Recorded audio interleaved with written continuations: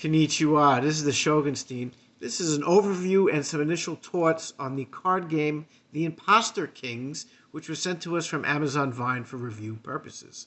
So, as we review products for Amazon Vine, sometimes we get things where we know what it is, and sometimes we get things where we have no idea what it is. And this was a game that I'd never heard of before. I'm pretty familiar with board games.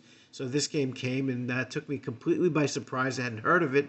And this was a game that was, spoiler alert here on the review, we were pleasantly surprised at this game. On the surface, it's a filler game. It plays in a half hour, 2 to 4 players. But it is a lot more cutthroat and a lot more strategery than I had thought. There's nice artwork and original lore.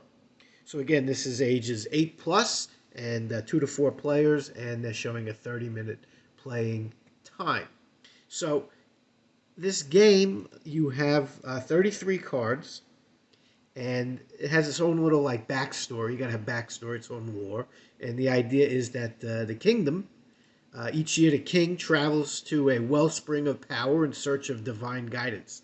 This time the king returns to find three indistinguishable imposters vying for his throne.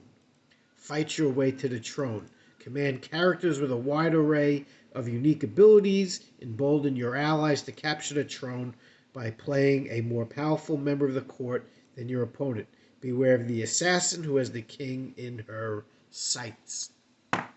So each card has very unique powers. In this case, this is the assassin card that was mentioned. You'll see there is a number here. And what happens is you're going to play cards that you're either going to have the same number or higher. And what you're trying to do is alternate. What you're trying to do as you're going back and forth is you're going to play a card in your hand to the throne. Be over here. So again, I wouldn't use the assassin this way, just for this example. Let's say I played the 2, and then my opponent would play a card that was equal to or higher. So you play any card in your hand to the throne that is of equal or higher value to the card currently on the throne. Now, if you get into bad shape, you have the ability to flip over your king and bring in this emergency card, this what they would call the successor card. So the setup is kind of unique in that, depending on your player count, they're going to tell you which cards to use. So in a 2-player game like we were playing here, it's going to tell you which cards to have, and it tells you what their ability is. So you're going to set up the deck, and that's going to have 18 cards. Now, what's going to happen is each player gets 8 cards. Now, 8 and 8, I took Regent's math, that's 16. What happens to the other 2 cards? Well, here's where it gets interesting in the setup. 1 card goes face down, and again, in a 2-player game, we know which cards are in play, so we can, again, use some of that Regent's math and start thinking about probability and which card's there, which is not there. So 1 card goes face down, and then 1 card goes face up. So we already know that the tree here, in this case, it's the zealot, is not in play. So now that I know the zealot's not in play, what else might not be in play? And again, of your hand of 8 that you're going to start with, you're going to discard 1 card also. So again, we're taking out 4 cards. Again, we have 18 cards in a 2-player game. We're taking out 4, and we know 1 of them. Now, another thing, again, is that successor card, because you're going to have, in case of an emergency, you're going to have that successor card. So, again, adding to that mystery and adding to maybe what we got to be careful about in the game is, what is that successor card that's hidden? Again, you got to use some strategery to what card you're going to use there. So again, sounds simple. Okay, and again, you wouldn't use the assassin this way, because when someone does use the successor card, if someone has the assassin, you can go in for the kill and win the round. So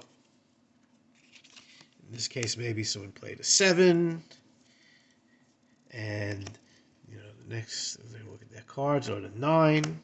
And again, there are different abilities here that are going to allow you to change things up and maybe put down different cards. So it might sound easy to get up to that high number. The highest number is going to be the 9 other than the king.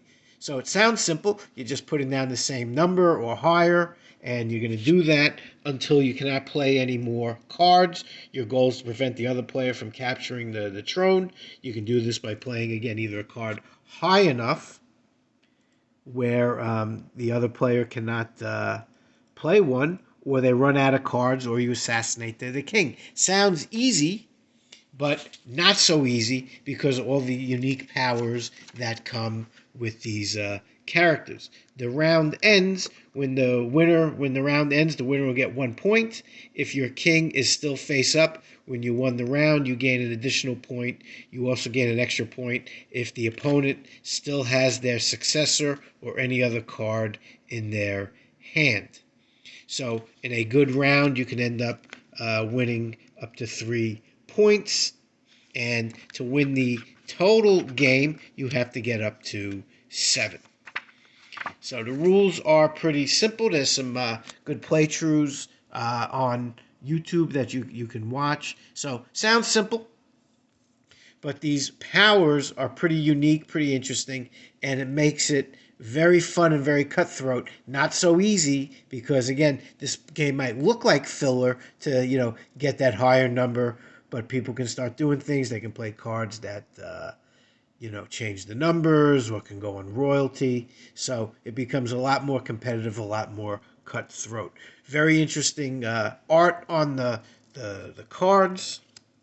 Also, the cards are very good quality as well.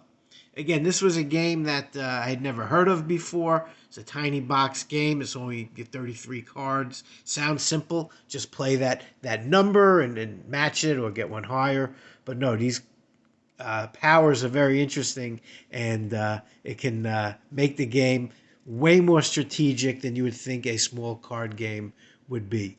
So very pleasantly surprised with the Imposter Kings. Now, as a note, we've only played it at 2. So at 3 or 4 players, again, other things are going to happen. But again, this is just based, our initial thoughts are based on 2 players. 2-player game. Again, it plays fast.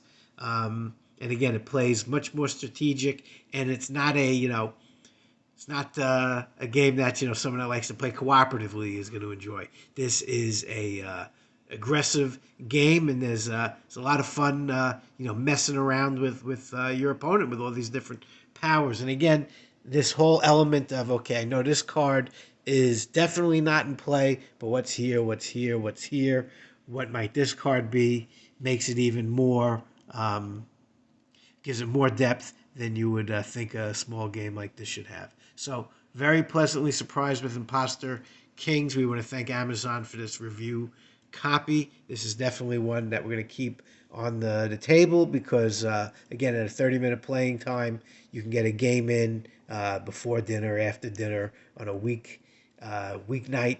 Sometimes you can't get a big game in on those types of situations. Also, this would be a good game to bring to a game night, good game for in-between games or while you're waiting for some other players to finish up. This is a good one to play. Again, a lot of times filler games, and again, I love filler games, but sometimes they're not so deep. Sometimes there's not a lot of strategy to it. This one is definitely more strategic than most of the filler games we've played. So check it out, The Imposter Kings. This is the Shogunstein out.